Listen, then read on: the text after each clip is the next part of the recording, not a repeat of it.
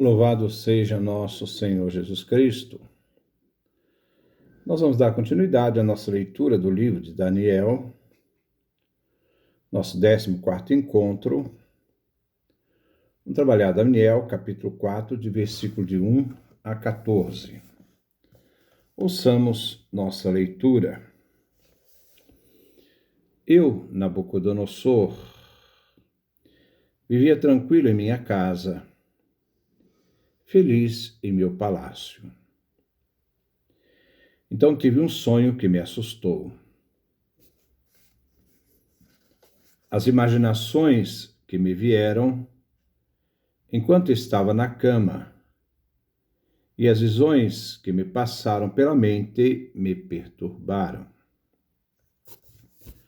Por isso, publiquei um decreto em que mandei trazer à minha presença todos os sábios da Babilônia, para que me dessem a interpretação do meu sonho. Vieram os magos, astrólogos, agoureiros, adivinhos. Eu lhes contei o meu sonho, mas eles não foram capazes de dar a interpretação. Então veio Daniel, chamado Baltazar, em honra de meu Deus. Ele tinha o espírito dos deuses santos. Contei-lhe então meu sonho. Baltazar, chefe dos magos, eu sei que você possui o espírito dos deuses santos, que nenhum segredo é difícil para você. Escute a visão que tive num sonho e depois dê-me a interpretação dele. Na cama estava eu observando as imagens que me vinham à cabeça. Quando vi, havia uma árvore gigantesca bem no centro da terra.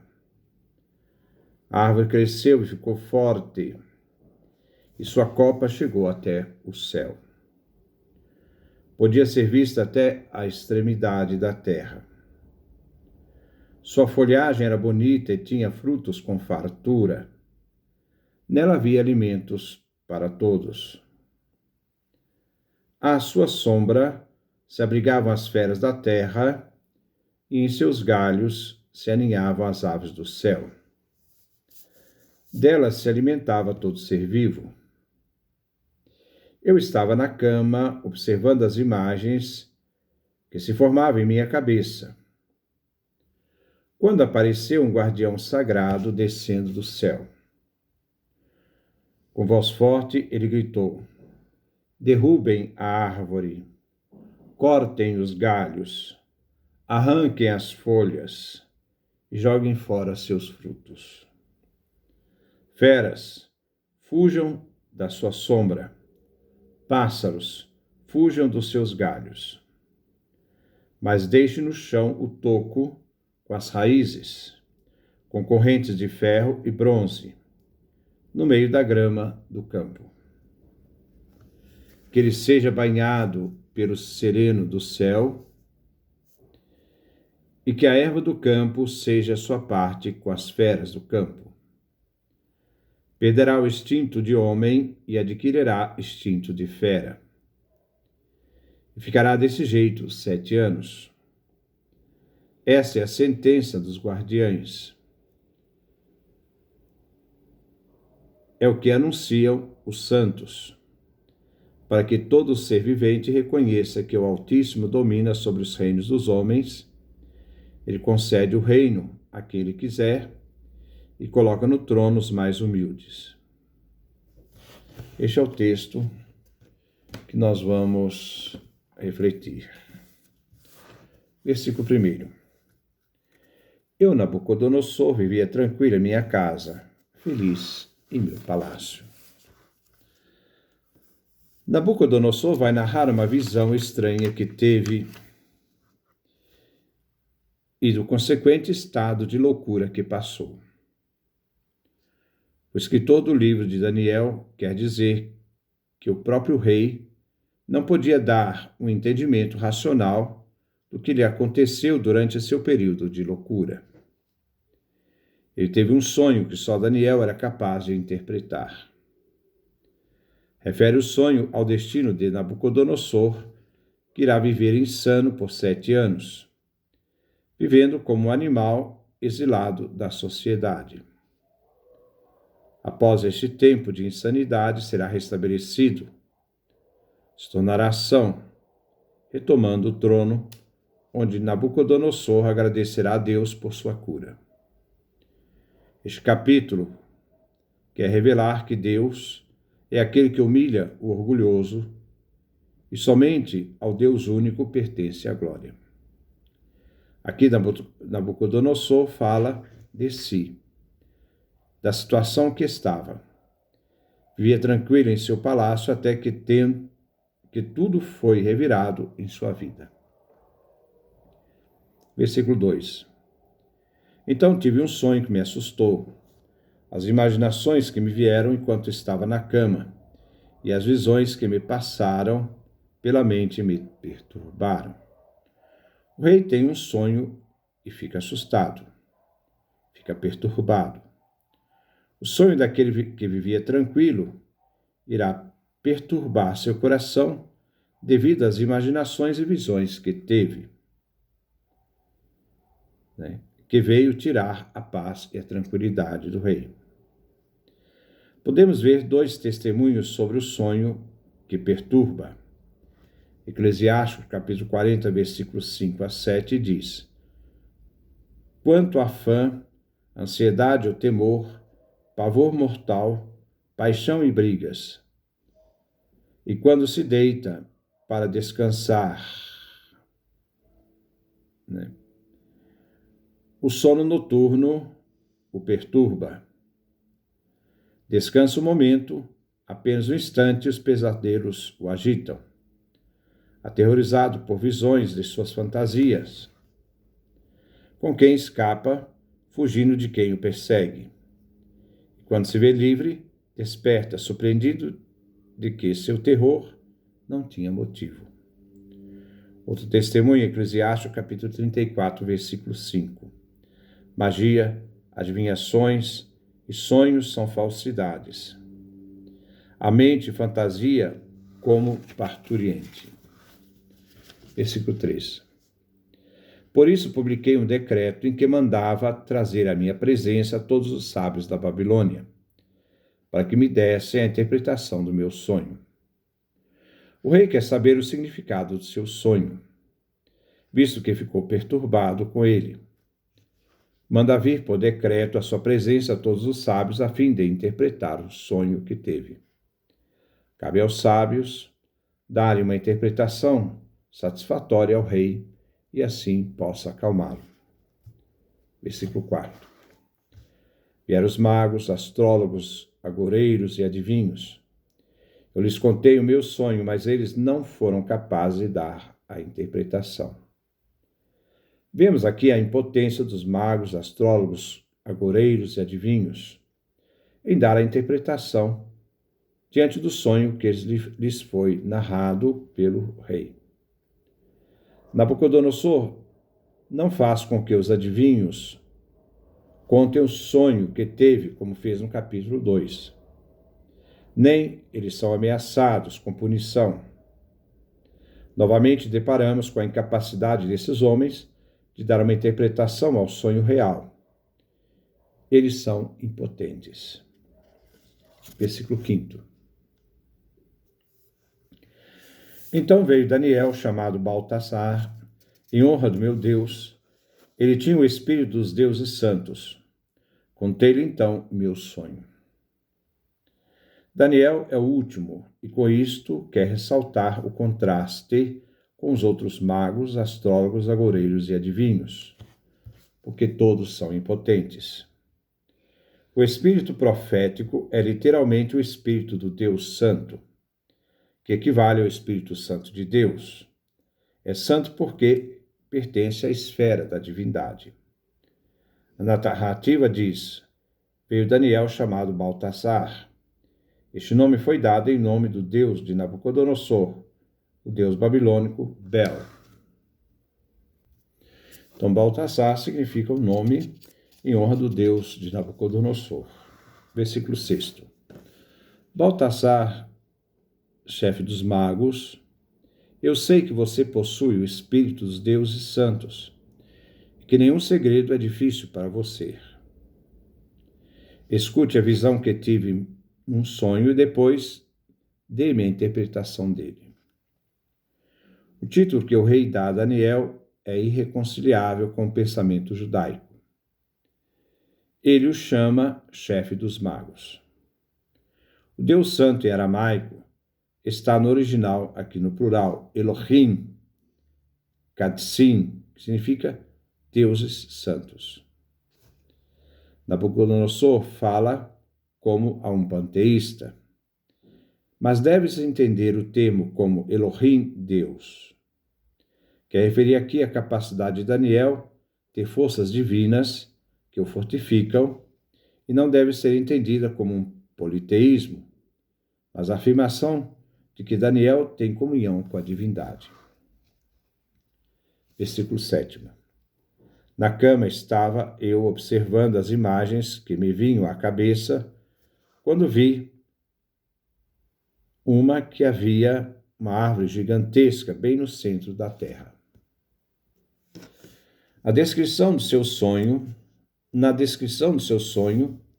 Nabucodonosor tem dois momentos. O primeiro é visual, versículos 7 e 9. O segundo é auditivo, versículo 10 a 14. O primeiro momento descreve a visão de uma árvore plantada no centro da terra, de um tamanho gigantesco. Essa narrativa da árvore simbólica parece ter referência ao profeta Ezequiel 31, onde a grande árvore do Líbano, que simbolizava o rei do Egito, vem reduzida. Capítulo 31, versículo 12 do profeta Ezequiel. Por ter se tornado tão alta, elevada ao cume por entre as nuvens, ela é cortada. A imagem reflete aqui a coroação do faraó, cuja coroação se encheu de orgulho pela sua grandeza, devido ao seu porte. Ezequiel, capítulo 31, versículo 10. E foi cortado, isto é, a destruição. O mesmo sentido quer se aplicar aqui a esta árvore gigantesca que simboliza não só o reino da Babilônia, mas também o rei Nabucodonosor. Versículo 8. A árvore cresceu e ficou forte, e sua copa chegou até o céu. Podia ser vista até o extremo da terra. Numa terra redonda não podia ser vista, mas sim, aqui se trata de uma visão de uma terra plana. Eles não conheciam a compreensão da terra redonda. Aqui nos faz lembrar a Torre de Babel, cujo ápice atingiu o próprio céu. Gênesis capítulo 11, versículo 4. No livro de Isaías, capítulo 14, versículo 14, nos diz que o rei da Babilônia subirá acima das nuvens. Se tem em mente o orgulho insolente que levaria esses homens reais acima de Deus. Esta árvore enchia a terra toda, e de qualquer parte se podia vê-la. Também faz referência ao domínio do rei da Babilônia, como também o Império Babilônico na época. Versículo 9. Sua folhagem era bonita e tinha frutos com fartura. Nela havia alimentos para todos. À sua sombra se abrigavam as feras da terra. Em seus galhos se aninhavam as aves do céu. Dela se alimentam todo ser vivo. Refere então a essa grandiosidade desse reino da Babilônia, como também do seu rei, que dominava grande parte da terra. Como em Ezequiel, capítulo 31, versículo 8 e 9, aqui tem um eco do paraíso.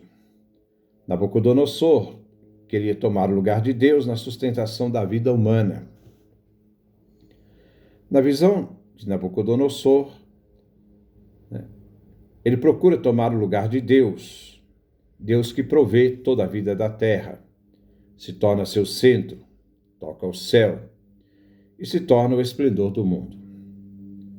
A ele todo mundo criado recorre e encontra nele segurança e sustento. Como não se separa o reino do rei, o reino é uma extensão do rei. Essa árvore pode se falar de Babilônia, cuja centralidade é o rei, pode falar do rei, cujo seu corpo, seus tentáculos, é o reino. Versículo 10. Eu estava na cama observando as imagens que se formavam em minha cabeça, quando apareceu um guardião sagrado descendo do céu. Pode-se entender um santo, um guardião. Um personagem sobre-humano celeste. Na literatura profética, os guardiães pertencem à categoria dos anjos, que estão a serviço de Deus, que velam e vigiam os seres humanos. Aqui no Novo Testamento, esse versículo é o único que se refere ao anjo como guardião, sentinela. A interferência deste guardião que desce do céu vai determinar o destino da árvore e o destino do tronco, que permanece enraizado. Este anjo anuncia o julgamento de Deus. Versículo 11. Com voz forte ele gritou: derrubem a árvore, cortem os galhos, arranquem as folhas, joguem fora seus frutos. Feras, fujam da sua sombra. Pássaros, fujam dos seus galhos. A ordem dada pelo anjo guardião determina a destruição da árvore em seu tamanho, aquela que subia ao céu e era centro da terra, onde todos buscavam abrigo. A árvore deve ficar reduzida a um pequeno toco, um tronco. A árvore grande e bela é destruída. Os galhos que serviam de refúgio das aves, as folhas verdejantes, tendo em vista sua vida e exuberância, os frutos que a todos alimentavam, e todos que buscavam refúgio e frescor na árvore, animais e pássaros, devem fugir. A árvore será cortada. Versículo 12. Mas deixe no chão o toco com as raízes, com correntes de ferro e bronze, no meio da grama do campo. Que ele seja banhado pelo sereno do céu, e que a erva do campo seja sua parte com as feras do campo. A árvore fica reduzida a um pequeno tronco, um toco, com suas raízes. Ela não voltará à plenitude, mas permanece enraizada. E vai compartilhar seu destino com a pequena erva da terra. A que era grande, vem reduzida ao pequeno, e tendo raiz poderá brotar. O ferro e o bronze é para prender os instintos ferozes e destrutivos do animal. No movimento em que entram as correntes, deixamos a imagem da árvore e vamos à figura humana reduzida à condição de um animal. Este versículo pode-se ter como a enfermidade e loucura de Nabucodonosor. Aqui vemos o castigo divino que Deus dá ao imperador. A árvore é um homem transformado em animal. Versículo 13. Perderá o instinto de homem, adquirirá de fera e ficará desse jeito 7 anos. Perder os instintos humanos significa mudar o coração humano. O coração humano é a sede da inteligência. A do animal é o instinto, a que se refere à loucura que o rei foi acometido. O castigo irá durar 7 anos, 7 tempos, um período indeterminado de longos anos. Versículo 14. Esta é a sentença dos guardiães, é o que anunciam os santos, para que todo ser vivente reconheça que o Altíssimo domina sobre os reinos dos homens. Ele concede o reino a quem ele quiser e coloca no trono o mais humilde. Os guardiães refletem o conselho divino. Deus, o Altíssimo, e não Nabucodonosor, que queria ser grande até as nuvens. Deus é aquele que domina sobre o reino dos homens. O reino de Deus é que triunfa sobre todos os reinos do mundo. Assim vem determinado: o Altíssimo domina os reinos do mundo. Ezequiel, capítulo 21, versículo 31. E Deus dá o reino a quem quiser. ele coloca nas mãos os mais humildes dos homens. 1 Samuel, capítulo 2, versículos 7 a 8, quando se fala da eleição de Davi para rei. O que anunciam os anjos significa que o mundo angélico é o executor das ordens de Deus, Deus que governa a história. Este é o nosso comentário, desse texto do livro de Daniel. Que Deus nos dê a sua graça, a sua bênção, sua face resplandeça sobre nós.